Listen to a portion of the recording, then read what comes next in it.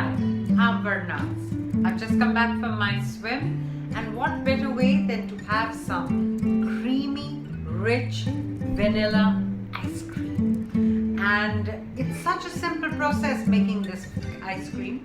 This ice cream becomes the base, and you can change the flavors. You can make it into chocolate and mint and chocolate chip and so many more. So this is the base of, this is a vanilla ice cream I've made, and you'll see how amazing it looks and tastes. So here it is, and I'm doing my taste test.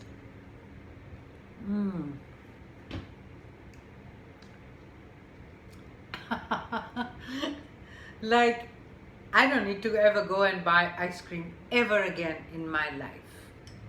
So I don't want to waste any more time. So Let's here are the get things that cooking. we will need.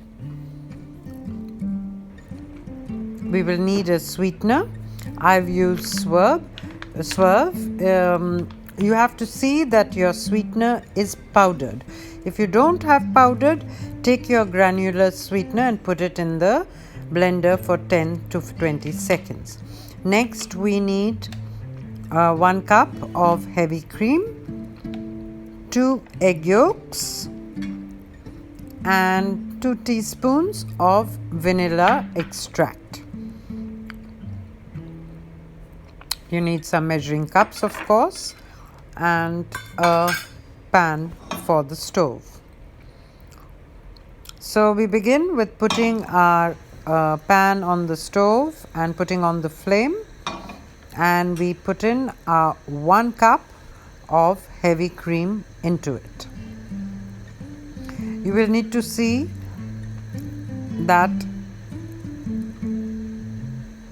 that's 2 cups of heavy cream into it.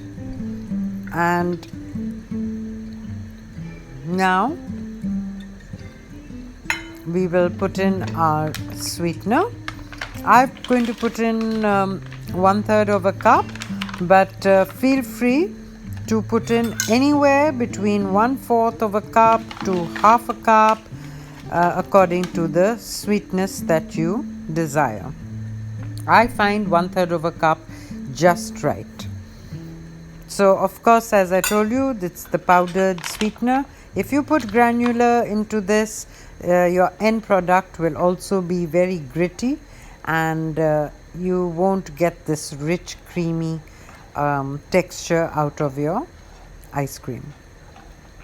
So give this all a good mix over your stovetop to just see that the sweetener dissolves nicely into the cream, and you have to bring this up to a bubbly boil, just about enough to see that it's bubbling, but not that hot. So here we go. Can you see the little bubbles in the corner? That's the amount we need to bring it up. Okay. Now, here, that's the consistency. As you can see, it's become a little thicker. It's become almost like condensed milk, a lighter version of condensed milk. Okay. Now, you have to wait for this mixture to cool down. So it's good if you put it into another container, because the pot will take a while to cool down.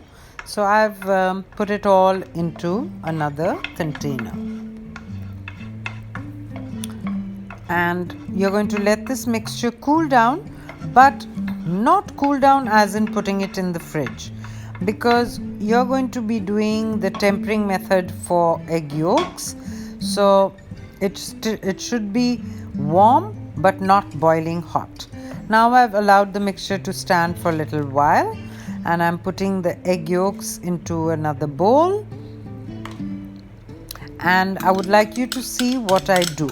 I'm going to take a little bit of the mixture from the main bowl, the cream mixture. I'm also adding my vanilla extract into the egg yolks at this point.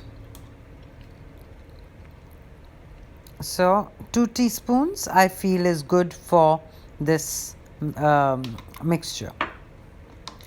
Okay, give that all a good mix, your egg yolks and the vanilla extract. And now what I'm going to do is I'm going to take like 2 tablespoons of the main mixture. I'll put it into the egg yolk mixture, but immediately start whisking it. If you don't start mixing it, your eggs will scramble and you will not be able to use this mixture. So again, a little bit more of the mixture and whisk it again. I'm just whisking it with a spoon. It's not like you have to use any blender or anything, just with the hand, just to see that the eggs don't scramble. So little by little, I'm adding it to the bowl. Now, when you know that the eggs have kind of mixed up and there's no chance of it scrambling, you put it into all of it into the main mixture and give it another good whisk with your main mixture. We need the just enough heat to allow the egg yolks to cook a bit. That is the idea of why we are boiling the cream and everything. So now that the egg yolks have got mixed up and nicely assimilated, I would like you to cool this mixture, this entire bowl, in the fridge. You will need to keep it in the fridge for about, I would say, 1 to 2 hours. Now I've got my ice cream maker ready. It's been in the freezer overnight and in it goes into the main slot. And always remember, with an ice cream maker, never to pour your mixture in first. You have to put on the on button of your ice cream maker, and there's always a slot to pour your mixture in. Have you seen that? I've put my mixture, the machine on, and now I'm going to slowly start pouring in the mixture. At this point, I'd love to ask you, do subscribe to my YouTube channel to help me grow, and press the bell too, and also join me on Facebook with the same name, Low Carb Keto Recipes and Having Fun. Okay, so now I've poured in the entire mixture and I'm going to allow the ice cream maker to do its job. This ice cream maker, in its instruction manual, said that it would need 25 to 30 minutes for the right consistency. If you don't have an ice cream maker, then put this in a freezer safe plastic bowl or dish and keep scraping your ice cream mixture every half an hour, about 3 or 4 times. You will attain the same consistency as an ice cream maker. But of course, the ice cream maker does it really, really well. No question about it. I've just got this ice cream maker recently and I'm in love with it. So, I don't know why I'm doing that to the bowl, but anyway. Okay, so now this is 25 to 30 minutes after my machine has been on. So let's see how it turns out.